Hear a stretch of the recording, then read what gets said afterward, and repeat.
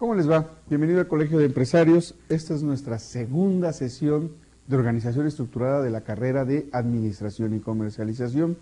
En la clase pasada pues dimos una introducción de todo lo que íbamos a hablar el día en las siguientes sesiones. Hoy es nuestra segunda sesión. Espero que la primera les haya gustado, espero que les haya aclarado algunos puntos. Yo siempre tengo la idea de que cuando ustedes trabajan, pues uno tiene realmente poco que enseñarles porque ya lo están viendo en su trabajo. Entonces la función de uno como profesor aquí, pues es darles algún orden al conocimiento al que ya han adquirido. Si aún no trabajan, bueno, pues también se los tengo que decir de una manera práctica, que les sirva inmediatamente.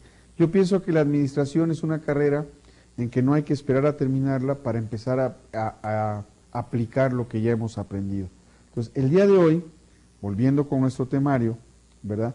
Vamos a conocer los aspectos básicos correspondientes a la organización y división del trabajo. Ustedes se acuerdan en la sesión pasada, si dibujamos un organigrama, ¿verdad? En el pizarrón, y describí 4 áreas funcionales que según yo, pues son las mínimas necesarias. Algunos dirán, no, pero si la persona se dedica a vender tacos, ¿dónde tiene producción? Bueno, pues hay un proceso de cocina, ¿no? Entonces es un proceso productivo, por muy simple que parezca, que cocinar no es nada simple. Imagínense un restaurante, ¿verdad? Todo el movimiento que se genera en una cocina, y nosotros no lo vemos.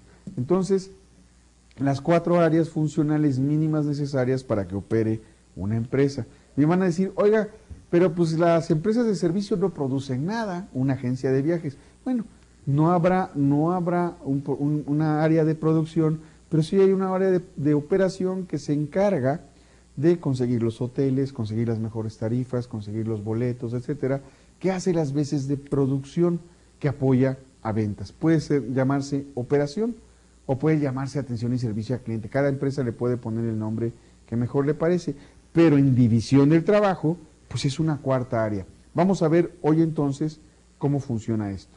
Antes, lo vimos la sesión pasada, que es una organización formal y que es una organización informal. La organización formal es la organización, voy a empezar por la más, entre comillas, compleja. Es la organización que está planeada y establecida en algún tipo de documento. Hay un papel que dice, esto es una organización. Y desde ahí, pues entonces ya nos está obligando a seguir el proceso administrativo al pie de la letra. Es una organización que está oficializada, está reconocida como tal, ¿sí? El trabajo racional, entonces, se divide por la integración y la diferenciación del personal. Uno hace una cosa, otros hacen otra, pero todos están trabajando exactamente por lo mismo, ¿sí?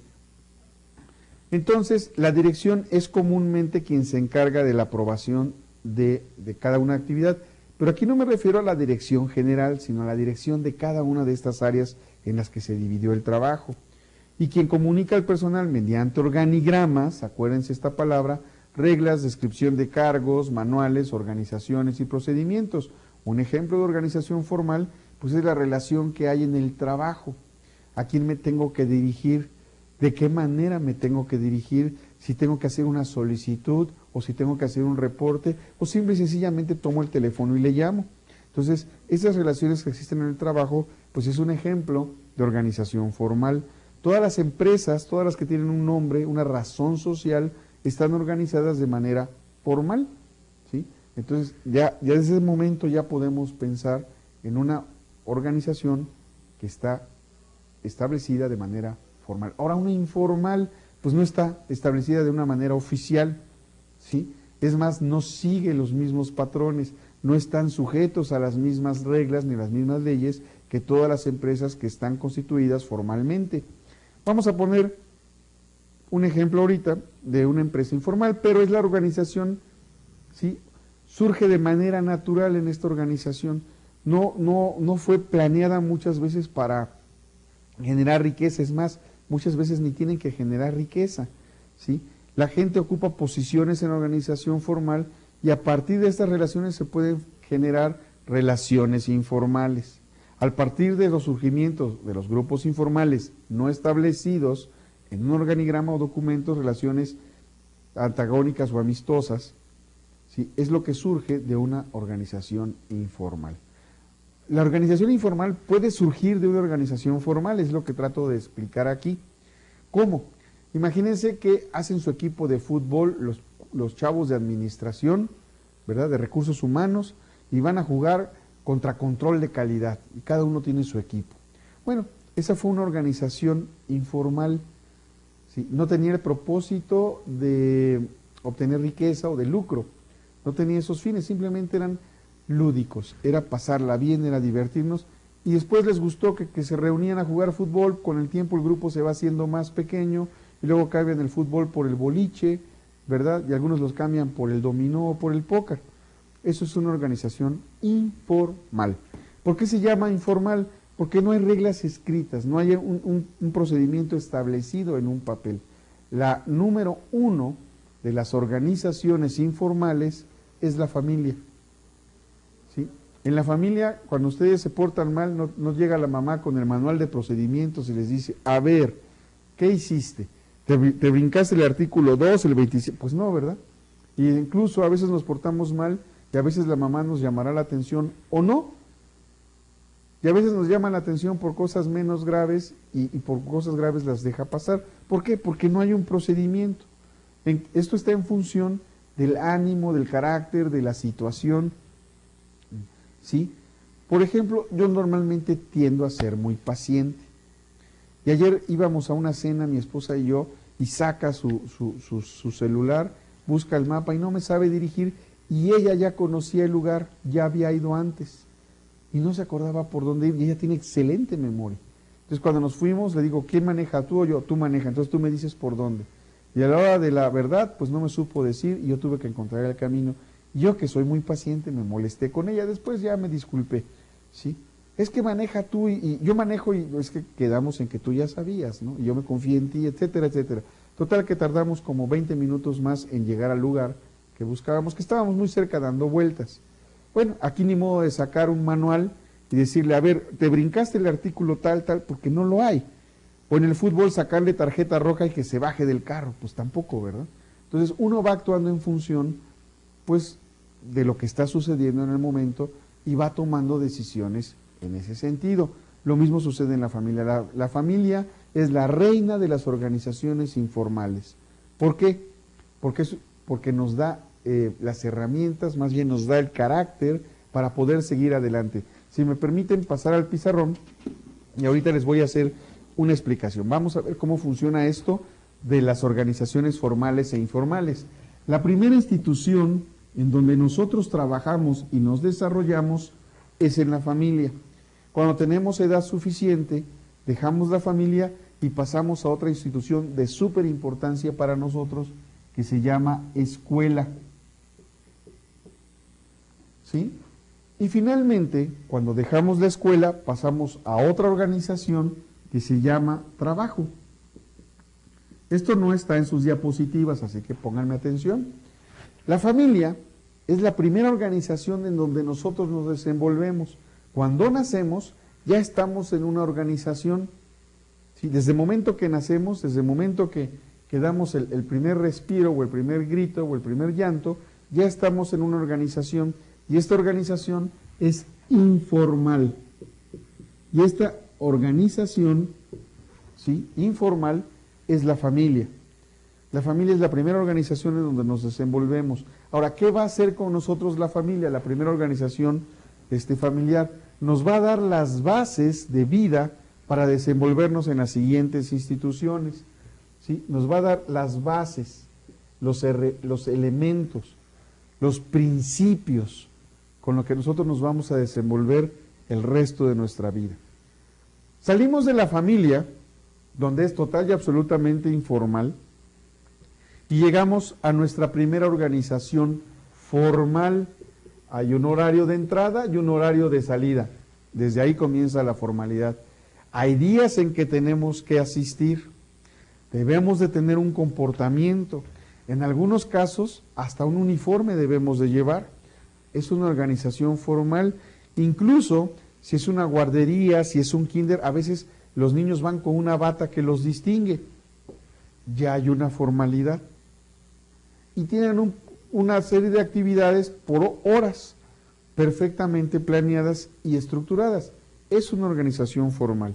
¿Para qué me sirve esta organización formal en mi vida diaria, en mi vida de aquí en adelante? Bueno, así como la familia me da bases, ¿sí? Estas bases van a ser los principios de vida que me van a regir de ahí en adelante. La escuela me da herramientas. La escuela me va a dar las herramientas para que yo pueda desarrollarme y ser autosuficiente en la última de las instituciones en las que yo voy a vivir. Si se fijan, el ser humano es institucional o es organizacional, o bien, palabras más simples, es un elemento social. No puede vivir fuera de la sociedad. Nace en el seno de una familia, luego va a una escuela y posteriormente llega a un trabajo en el que se va a desarrollar buena parte de su vida. El trabajo es todavía más formal. En la escuela hay castigos, me pueden llevar con el director o con la directora si hice algo mal, le pueden enviar un reporte a mi papá, ya estará en mí si se lo doy o no se lo doy, o si falsifico la firma para hacer como que sí fui, en fin. Pero aquí en el trabajo es todavía más estricto, nadie puede ir al trabajo por mí, y si no voy me descuentan. Aquí si no voy pues pierdo un día de aprendizaje, pero si soy muy listo, ¿verdad? Pues no me va a afectar en el examen. Aquí si falto 4 días sin avisar, pierdo el trabajo. Aquí si falto 4 días, pues no pierdo ni siquiera el semestre. Entonces, esos son los ejemplos de la formalidad. Viene de lo menos formal a lo absolutamente formal. Esta escuela, esta parte de nuestra vida que nos da la escuela, me da una herramienta que me sirve para trabajar, y el trabajo me va a dar una forma de vida, un estilo de vida, un medio de vida. ¿Qué me preparó para llegar aquí? La familia. Cuando me jubile, ¿a dónde voy a regresar? A la familia, cuando ya no trabaje, cuando se haya cumplido mi ciclo productivo. ¿Sí? Entonces fíjense que mi vida la comienzo en una organización informal, sigo a través de mi vida por organizaciones formales, y al final de mi vida, si mi vida es larga, vuelvo a regresar a mi origen, a la informalidad. ¿Sí? Pero al final son organizaciones, aunque la familia no lo parezca, aunque en la familia falte el papá o falte la mamá, o sea una familia muy grande donde hay una gran cantidad de primos, tíos, hermanos, ¿me explico? Finalmente es una institución o una organización informal, perdón. ¿Sí? Bueno, de las interacciones y relaciones entre el personal situado en determinadas posiciones de la organización, se constituye una organización informal. ¿Sí? Muchas veces las personas conocen a la esposa en el trabajo y forman la familia, eso es a esto que se refiere. Otras veces no tiene absolutamente nada que ver, pero de una organización formal puede surgir una organización total y absolutamente informal. Todos los aspectos del sistema que no han sido planeados o previstos por la organización formal y que surgen naturalmente en las actividades de los participantes, es lo que vamos a considerar una organización informal. Son los que comprenden la organización informal, todos estos elementos. Comprenden las funciones innovadoras no previstas por la organización formal. Ahora sí, llegó el momento de los aguacatazos. Vamos a empezar con las definiciones que tienen que ver con la administración, y son definiciones importantes que me van a ayudar a regir todo el aprendizaje de este módulo, de este curso. La división del trabajo. Cuanto más se especialicen las personas, con mayor eficiencia desempeñarán su oficio. Este principio se ve muy claro en una línea de montaje, por ejemplo, una línea de montaje moderna. La autoridad. Los gerentes tienen que dar órdenes para que se hagan las cosas. Si bien la autoridad formal les da derecho de mandar, la autoridad formal es la que me da la posición en un organigrama. Los gerentes no siempre obtienen obediencia, a menos que también tengan autoridad. Más a ratito vamos a ver en qué consiste la autoridad. ¿Sí? Algunos le llaman liderazgo, pero no es lo mismo. A veces se confunde poder, autoridad con liderazgo, pero Hoy lo vamos a aclarar. La disciplina. Los miembros de una organización tienen que respetar las reglas. En la casa, que es una organización informal, sí hay reglas, pero no están por escrito. A veces nos las brincamos y no pasa nada. Otras veces nos las brincamos y recibimos un zape. En el caso de la disciplina en una empresa, no podemos brincarnos una regla, porque va a suceder algo, ¿sí? Esto será resultado de un buen liderazgo, la disciplina, en todos los niveles, ¿sí? Y debe de ser equitativo, ¿sí? Se debe de aplicar igual para todos.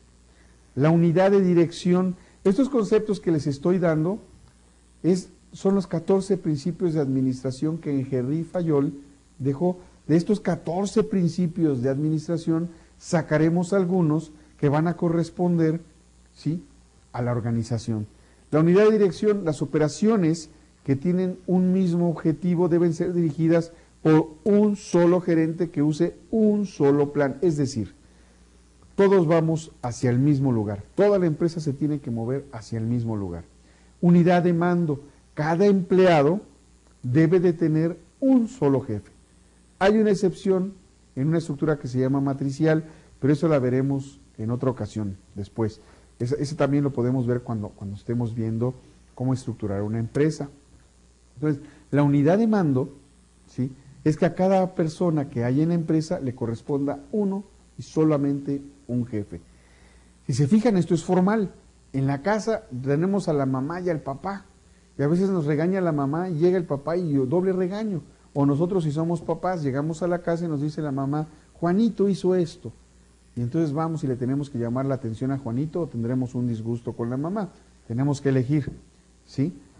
La subordinación del interés individual por la empresa. Este principio de subordinación indica que el empleado deja a un lado sus propios intereses, porque los intereses que valen son los de la empresa.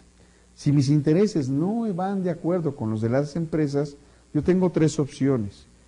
La primera es retirarme, no entrar. La segunda es adaptar mis intereses a los intereses de la empresa. Y la tercera es, si considero que mis intereses van a funcionar mejor para la empresa, proponer el cambio, intentar un cambio, ¿sí? Esas son las 3 opciones que tenemos. Cada uno decidirá a lo largo de su vida qué hace en función de esto. La remuneración, la compensación por el trabajo debe de ser equitativa para los empleados, tanto para los empleados como para los patrones, a trabajos iguales, salarios iguales, no importa el sexo. La centralización, Henri Fayol, que los gerentes deben conservar la responsabilidad final, pero también necesitan dar a sus subalternos la autoridad suficiente para que puedan realizar adecuadamente su oficio. El problema consiste en encontrar el mejor grado de centralización en cada caso. La jerarquía, la línea de autoridad en una organización representada generalmente por los cuadros. ¿Por qué se llaman cuadros? Porque están dentro de un organigrama. Los podemos ver en un organigrama. Los cuadros son los que mandan, los que dirigen, los que tienen personal bajo su cargo, ¿sí? Entonces, estos van a aparecer en un organigrama donde van a poner los rangos de jerarquía de cada uno de estos cuadros, o gerentes, o supervisores, o jefes. Entre más arriba estén en el nivel del organigrama, o entre más hacia la izquierda estén, si es un organigrama horizontal, más alta es la jerarquía, ¿sí? El orden, los materiales y las personas deben estar en el lugar adecuado, en el momento adecuado. En particular, cada individuo debe ocupar el cargo o posición más adecuados para él. La equidad. Los administradores deben de ser amistosos y equitativos con sus subalternos, tratarlos a todos igual. No haya consentidos o no haya preferencias. Esto humanamente no es posible. A veces nos gana, somos seres humanos y cometemos errores, pero normalmente este tipo de situación no sucede. La estabilidad del personal, una alta tasa de rotación del personal no es conveniente para el eficiente funcionamiento de una organización. Si el personal se nos está yendo constantemente, algo está pasando en ese trabajo, o el trabajador no está a gusto en el trabajo porque sufre mucha presión porque el jefe es muy rudo, porque el trabajo es demasiado aburrido, porque le queda muy lejos, porque no tiene dónde comer. En fin, hay que ver cuáles son las causas y eliminarlas. La iniciativa, parte del principio número 13 de la organización, debe darse a los subalternos la libertad para concebir y llevar a cabo sus planes. Fíjense bien, esto lo dice Fayol hace como 100 años, Fayol es reconocido como el padre de la administración clásica, la administración que usamos todavía el día de hoy. Y finalmente, en el número 14, tenemos el espíritu de grupo. Este espíritu de grupo intenta promover el espíritu de equipo que dará a la organización un sentido de unidad, trabajar como si fuéramos uno solo. Y es hora de que ustedes abran su Biblia, hermanos.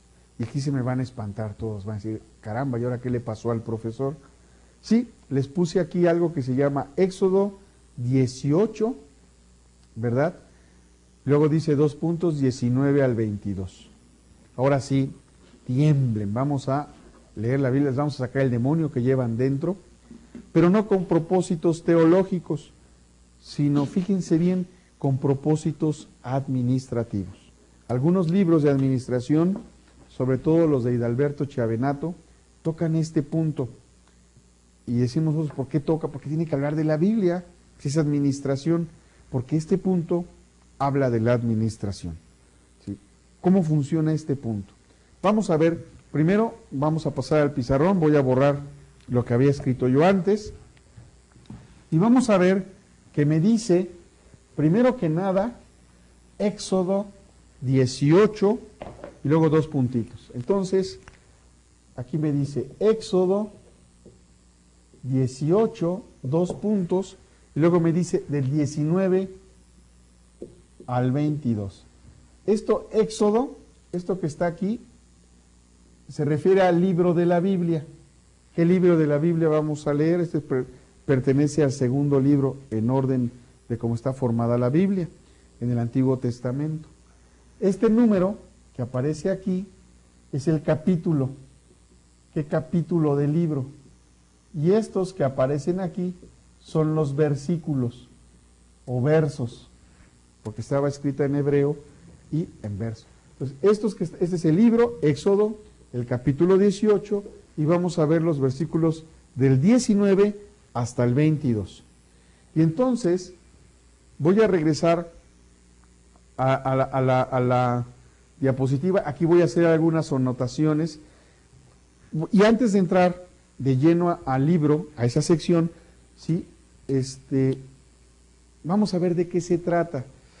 Moisés es llamado por Dios para sacar al pueblo judío de esclavo, que era de los egipcios, y llevarlos a una tierra prometida. ¿Ok? Esto es importante porque este libro dicen que se escribió entre 2 y 3,000 años antes de Jesucristo. Si estamos en el año 2012, pues quiere decir que se escribió hace o 4,000 o 5,000 años. Por eso es importante su lectura, porque van a descubrir algo que a ustedes los va a sorprender. Moisés estaba casado, su mujer se llamaba Séfora, y tenía pues un suegro que no se sabe bien de dónde llega, ¿verdad? Pero que llega a visitarlos. Entonces se supone que el pueblo judío estaba disgregado y se empezaba a unir. Y cuando Moisés dirigía al pueblo judío a través del desierto, en las antiguas escrituras se dice de que había más o menos unos 600,000 personas entre hombres y mujeres. Si le agregamos niños, pues a lo mejor se va a 800, 700,000. Si redondeamos así para vernos cuates, es 1,000,000 de personas. Porque sea 600,000 varones, perdón, no mujeres, 600,000 varones, de 400 a 600,000. Entonces agreguemos el doble de mujeres y con niños, son 1,000,000 de personas vagando por el desierto.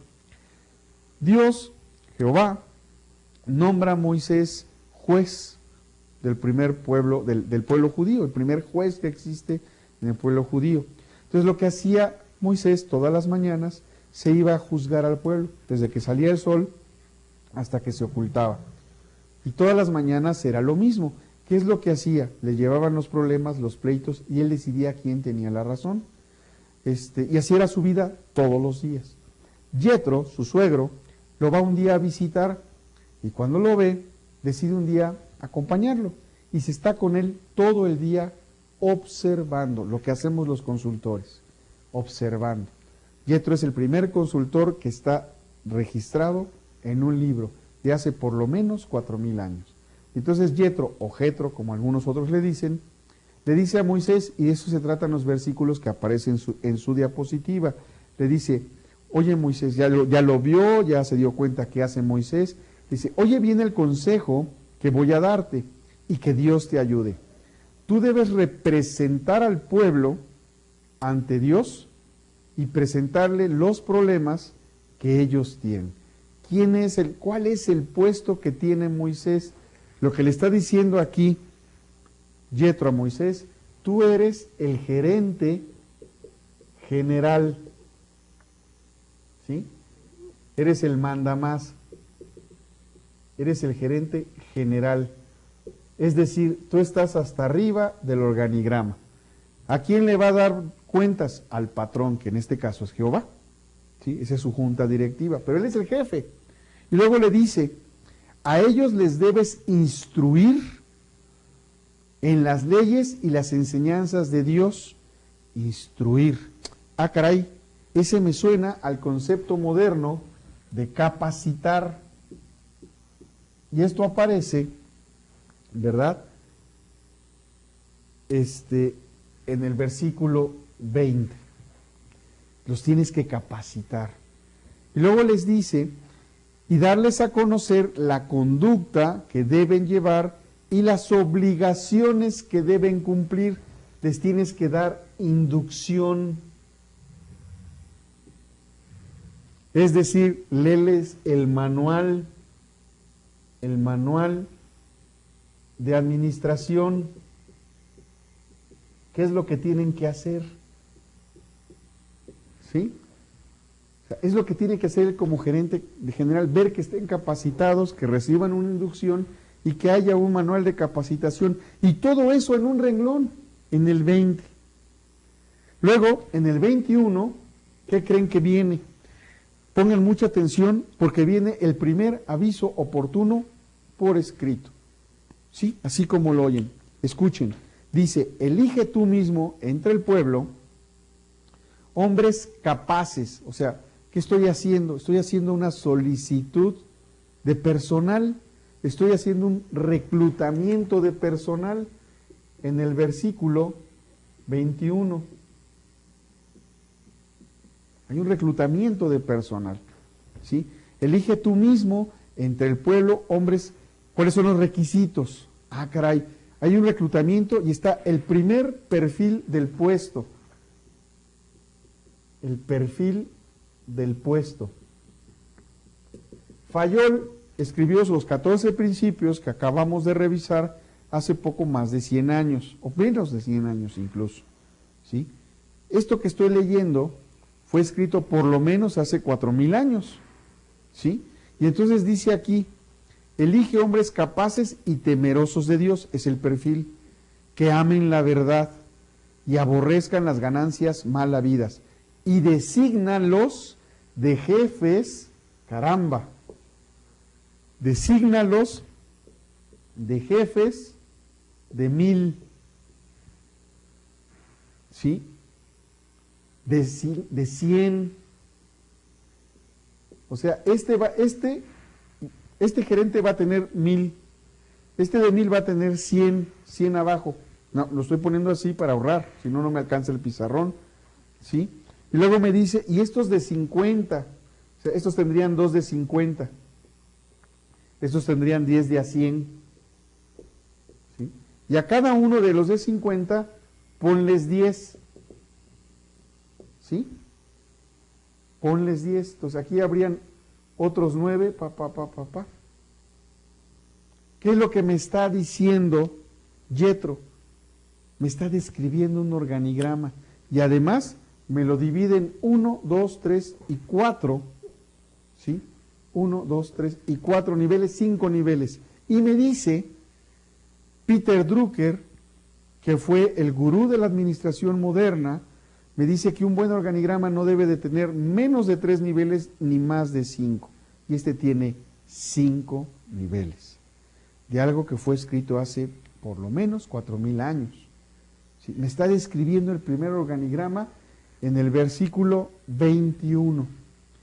Y luego vamos a ver el versículo 22. Vamos a ver el versículo 22.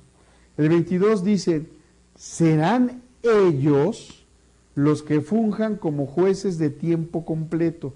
Es lo que decía Fayol hace más o menos, más bien menos de 100 años, en cuanto a capacitar a las personas o entrenarlos para que nos ayuden con la responsabilidad, ¿sí? Ellos funjan como jueces de tiempo completo, atendiendo las cosas sencillas, y las causas difíciles las traerán a ti, ¿sí? De eso, esto te aligerará la carga porque te ayudarán a llevarla. Está hablando, fíjense bien, de responsabilidad, está hablando de delegación, delegar, y está hablando de jerarquizar. En 3 versos tengo toda la teoría administrativa de la organización en un libro que fue escrito hace por lo menos 4000 años. ¿Sí? Por lo menos hace 4000 años fue escrito esto. Y está cubriendo toda la teoría de la organización moderna que Fayol describió en 14 principios, más o menos antes de 100 años. ¿Sí? Esto fue lo que aprende el pueblo judío hace más de 4000 años. No nos sorprende entonces porque el pueblo judío hoy tiene tanta riqueza, porque son buenos administradores. Regresemos a nuestro escritorio. Espero que les haya gustado esta explicación administrativa de los versículos que podemos encontrar en la Biblia. En 3 versos, en 3 renglones, tenemos la teoría administrativa de la organización moderna. ¿Qué es la división del trabajo luego entonces? Es descomponer un proceso complejo en una serie de pequeñas tareas menos complejas. Es lo que decía Moisés, ponlos en jefes de 1000, de 100, de 50 y de 10. O sea, que cada quien vaya resolviendo tareas en función de su especialidad, en función de su habilidad. Consiste en dividir el trabajo en tareas especializadas y la organización en distintos departamentos. Comenzó a aplicarse con mayor intensidad a la llegada de la revolución industrial, lo cual provocó un cambio radical en la producción. Se empezaron a especializar las áreas.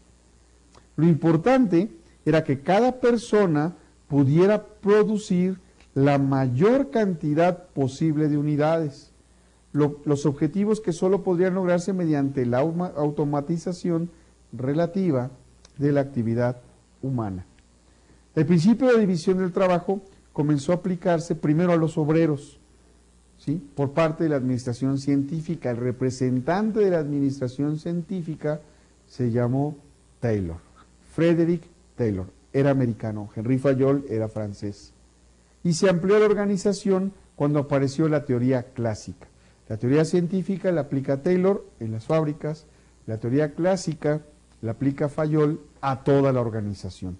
Clásicamente, la departamentalización, que es generar departamentos, era considerada una división natural del trabajo y se repartía, ¿verdad?, las funciones para asegurar el cumplimiento de los objetivos. Se hacían grupos de trabajos similares, por eso es división del trabajo.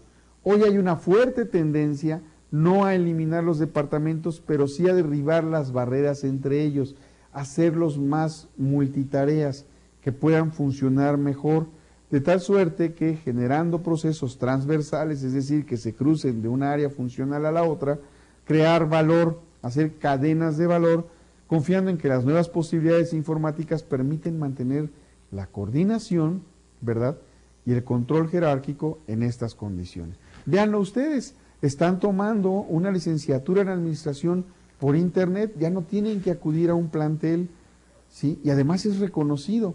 Y todos los profesores que estamos aquí somos especialistas en lo que estamos dando. Hay una división del trabajo hasta en los profesores. Unos más aburridos que otros, ¿verdad? Pero bueno, somos especialistas. La autoridad. La autoridad consiste en el derecho de mandar y que se obedezca, o se obedezca esa orden, ese mando. La autoridad consiste en el derecho de mandar y en el poder hacerse obedecer. Esto lo decía Henry Fayol. Se distingue en un jefe la autoridad legal inherente a la función y la autoridad personal formada de inteligencia, de saber, de experiencia, de valor moral, de aptitud, de servicios prestados. En un buen jefe la autoridad personal es el comportamiento, es el complemento indispensable de la autoridad legal. Eso es lo que dice Fayol. Pero aquí hay una parte importante, valor moral. ¿En dónde adquiere la persona valor moral? En la primera organización en la que se desarrolla, que es una organización informal. ¿Cuál es esta organización? La familia, ¿sí? Lo que habíamos visto anteriormente. Es el sumo de interés prestar atención a la distinción conceptual que efectúa Fayol. Para él la autoridad es un derecho que la organización le otorga formalmente a los supervisores, es decir, tenemos diferentes grados de autoridad. Ahorita se los voy a diferenciar, ¿sí? Pero también es un poder que otorga la organización y está condicionada a la capacidad del jefe. Es decir, yo llego a un cuadro y soy jefe, pero mi equipo me tiene que reconocer como tal. Puede obedecerme como jefe, pero no respetarme como jefe. Me obedece porque es una función. Tienen la obligación de obedecer, ¿sí? Se hace la distinción entre una autoridad legal que otorga la organización y otro tipo de autoridad personal cuyo ejercicio queda en manos de la misma persona que la está ejerciendo, ¿sí? Fayol identifica entonces en esta definición que antecedía estas diferencias. Los criterios generalmente aceptados actualmente por la doctrina hacen la distinción entre el líder formal, que es quien tiene la autoridad conferida por la organización, y el líder informal, que es aquel que logra que sus compañeros lo apoyen y lo sigan. La situación ideal, al igual de lo que lo estableciera Fayol, es que el líder obtenga formalmente autoridad y también la obtenga informalmente. Vamos a ver más adelante. Hay que diferenciar autoridad, poder y liderazgo. En los tres casos, la definición es la misma. Es que se dé una instrucción y que se obedezca. Eso es autoridad, eso es poder y eso es liderazgo. Esa definición que acabo de dar una instrucción y que se obedezca, que se cumpla, sirve para definir las tres, para definir autoridad, para definir poder y para definir liderazgo. ¿Cuál es la diferencia si me definen a las tres? La razón por la que obedece el subordinado. En la autoridad se obedece porque se da por hecho que así debe de ser. Por eso se le obedece al maestro, por eso se le obedece a los padres. Hasta a los padres, si no se les obedece, hasta mal nos vemos, hasta nos criticarían de no obedecer a los padres. Se les obedece porque se les tiene que obedecer. Esa es la autoridad en términos generales, y pudiéramos decir en términos de organización que es la autoridad formal. Ahora bien, existe el poder. Se obedece por miedo a una represalia, porque si no obedezco, algo va a pasar. Y entonces ya diferenciamos autoridad formal, la que me da un organigrama, como el que vimos hace un momento, y la autoridad que tengo porque temen una represalia, ¿sí? Yo puedo abusar de mi autoridad porque tengo un poder, o bien puedo no tener autoridad funcional, no puedo estar en unos cajoncitos, pero tengo el poder para generar represalias. Piensen un poquito en lo que está pasando en nuestro país alrededor, etcétera, etcétera. Piensen en muchas cosas, en los partidos políticos, y verán que hay personas que tienen poder, aunque no tengan autoridad formal, no pertenezcan a una estructura, ¿sí? Incluso también nos vamos a dar cuenta que hay personas que teniendo la autoridad formal no tienen poder. y están sujetos a todo lo que pasa a su alrededor. ¿Sí? Luego tenemos el liderazgo, y en el liderazgo se obedece porque se desea obedecer. Me gusta tanto mi líder, estoy tan contento que mi líder, que lo que me pida yo hago. Es más, ni siquiera espero a que me lo pida. Yo mismo me acerco a ofrecerle mis servicios. Esto se llama liderazgo. Entonces, autoridad, poder y liderazgo busca que se obedezca la instrucción. Las personas obedecen por razones distintas. Una, porque se debe de obedecer. Otra, porque se teme no obedecer. Y la tercera es que se obedece porque se quiere obedecer. La persona que conjunta las tres, caramba, es una persona poderosa. Pasamos a la siguiente. Antes de pasar, por ejemplo, Gandhi, Mahatma Gandhi, no era ningún líder político formalmente reconocido, pero tenía un gran poder, el poder de desestabilizar a una nación, en este caso la India. Tenían el poder de resistirse a un ejército poderosísimo en aquella época que los había invadido, los había conquistado, ¿sí? Y Gandhi, con su autoridad sobre su gente, tenía un gran poder que le podía ocasionar problemas al imperio británico, pero además era un líder porque la gente lo seguía por amor. Había gente que no estaba de acuerdo con él, por eso lo mataron. Pero Mahatma Gandhi, un hombre que no pertenecía a una estructura, pero no pertenecía a una organización, podíamos decir que tenía las tres cualidades: autoridad, poder y liderazgo. La autoridad se distingue por tres características. La autoridad de los administradores, que se deriva del cargo. Soy jefe porque estoy puesto en un lugar que dice jefe. Lo peor que podemos hacer si estamos en ese lugar es decirle a mi gente, es que yo soy tu jefe. Si yo lo tengo que reafirmar, yo lo tengo que demostrar, tengo que golpear en la mesa para que me crean, algo estoy haciendo mal. Me está faltando autoridad. También lo que me está faltando es liderazgo, ¿sí? La gente no confía en mí como jefe si lo tengo que repetir constantemente. Los subordinados aceptan la autoridad de los superiores porque creen que ese superior tiene un derecho legítimo. Aunque cada día es más complejo, sobre todo en las empresas cuando son muy grandes, esa autoridad se va diluyendo. Y la autoridad va de la cúpula de la organización hacia abajo. Entre más vamos bajando, la línea de autoridad, la responsabilidad de esa autoridad va disminuyendo. El grado de autoridad, pues, es proporcional al grado de responsabilidad que sea asumido por la persona. Técnicas de delegación de autoridad. Caramba, ya llegamos rápido al verso número 22 del Éxodo 18, ¿verdad? Donde hablaba de delegar, ¿sí? Haz los grupos de 10, de 20, de 50, perdón, de 1000, de 100, de 50 y de 20 y de 10. Delegar, ¿sí? Todas las personas no tienen las mismas capacidades, entonces yo debo de delegar en función de esas capacidades.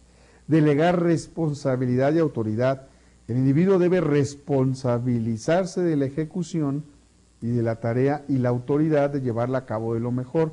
Pero, ojo, cuando yo delego, yo soy responsable del resultado, aunque la persona a la que delegué es responsable de lo que yo le he delegado.